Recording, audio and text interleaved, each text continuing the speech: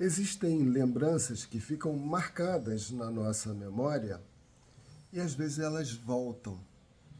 E uma dessas lembranças foi quando eu fui convidado para dar aula de psicologia num braço da Universidade Santa Úrsula, um campus que foi montado lá na cidade de Miguel Pereira, onde eu morava.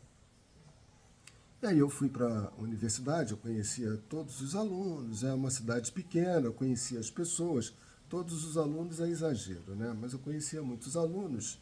Eu cheguei mais cedo, conversei com alguns tal, e eles estavam muito preocupados, porque naquele dia eles iam ter uma prova. E justamente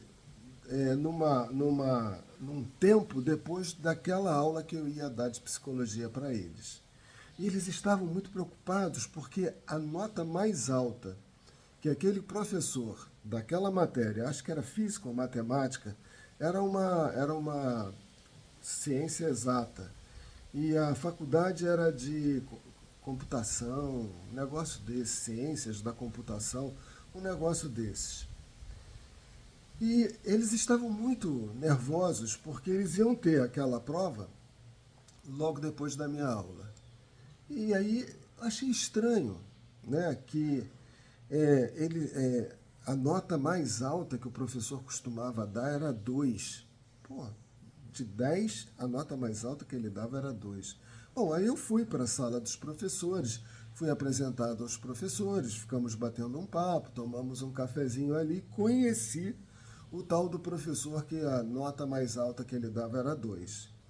E aquele professor, ele tinha assim uma postura assim de grande sábio daquela matéria, e realmente o era. Mas eu achei assim, né, uma pessoa que se achava um grande sábio, e ali não era isso que estava em jogo, se ele sabia ou não, mas o quanto ele transmitiria do conhecimento dele para os alunos. Então, eu ia dar uma aula de psicologia. Então, imagina que atrás de mim tem uma porta e atrás dessa porta tem um universo psicológico. A psicologia organizacional do trabalho, a psicologia educacional, a psicologia clínica, a psicologia desportiva, a psicologia no marketing. A psicologia é uma ciência que você pode utilizá-la em todos os campos da vida humana. A psicologia de você educar um filho, né? Em tudo, em tudo. Então, qual vai ser a minha alegria? É de convidar os meus alunos que estão ali na minha frente. Gente, vamos entrar aqui nessa porta. Eu quero mostrar para vocês como a psicologia é maravilhosa, como a psicologia é grande. E aí eu entro com eles e falo, olha que maravilha a psicologia educacional, olha que maravilha a psicologia clínica. Você que gosta de empreendedorismo, olha como a psicologia pode atuar no marketing, nas empresas, na gestão, na liderança. Né? A gente vai querer mostrar para os alunos e encantá-los com aquela ciência onde a gente conhece um pouquinho dela, porque a ciência é muito maior do que abrange o nosso parco conhecimento. Mas aquele professor não. Ele se postava diante da porta da ciência dele, eu acho que era matemática, e falava assim, era mais ou menos como se eles dissessem, vocês não conhecem nada do que tem aqui dentro, eu sei tudo. E não sabe, né? Lógico. Mas eu que sei tudo, olha como eu sei isso, como eu sei aquilo, e olha como vocês não sabem nada. E ele não convidava os alunos a conhecer aquela ciência que ele estava professando naquele momento. Então, o que ele fazia ver àqueles alunos era o quanto ele era grande, o quanto ele sabia daquela matéria, mas não o quanto a ciência que ele professava era grande. Há 2000 anos, teve uma frase daquele que foi nascido do ventre de uma mulher e era o maior de todos. Ele falou algumas coisas sobre o mestre que ele estava anunciando a vinda, né?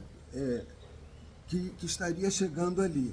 E ele falava, e ele era um grande profeta daquela época, Se você conhece um pouquinho dessa história, você sabe que eu estou falando de João o Batista, né? Que batizava as pessoas no Rio Jordão.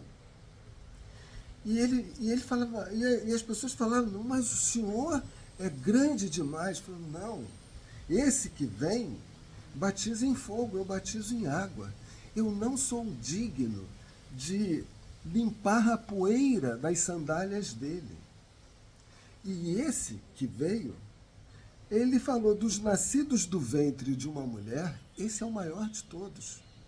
E o maior de todos falou essa frase, que eu quero que você preste bastante atenção. É preciso que eu diminua para que ele, o mestre, cresça. É preciso que eu diminua para que ele cresça. Eu acho que é um pouco assim que a gente tem que fazer. É preciso que eu diminua como psicólogo para que você veja como a psicologia é grande. Que aquele professor diminua como um matemático para a gente ver como é grande a matemática. E não a gente se postar diante daquele universo que a gente conhece um tiquinho. E não deixar as outras pessoas conhecerem aquilo, porque se você dá 2 como a nota máxima para aquela ciência, você não está deixando isso acontecer. Infelizmente, eu estou contando isso tudo, porque essa semana eu soube de 2 casos. São 2 sacerdotes.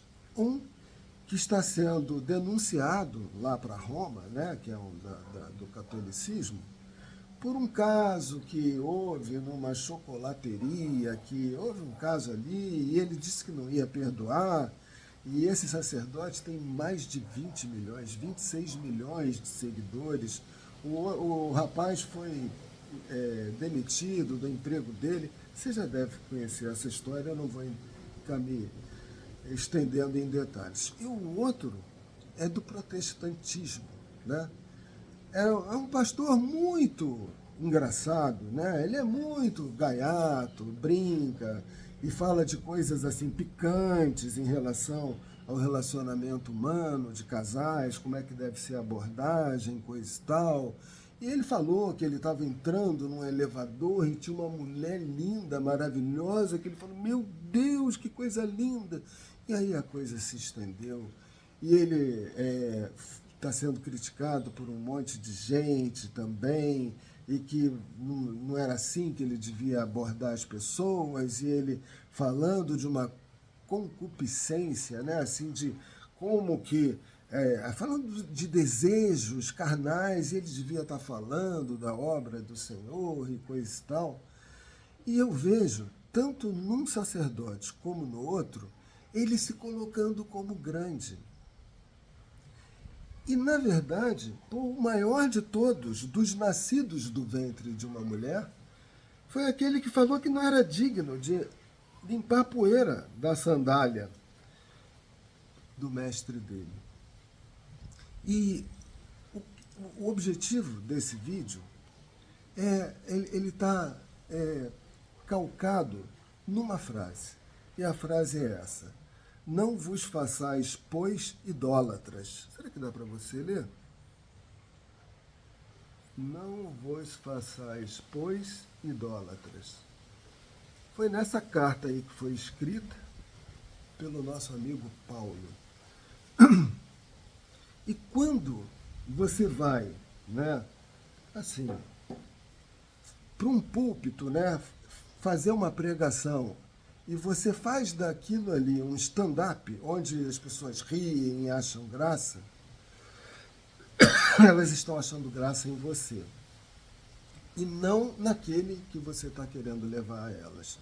Então, e o outro também, quando ele coloca alguma coisa do que ele foi afetado, pelo menos ele se acha assim, ele está se tornando um ídolo, uma celebridade. E não era isso que devia acontecer. Então pensa nessas ideias que eu estou passando aqui para você, se não é mais interessante a gente ser humilde, simples, e mostrar como é grande aquilo que a gente representa. Se você acha que isso faz sentido para você, dá um like, se inscreve no nosso canal e faz algum comentário que eu vou te responder.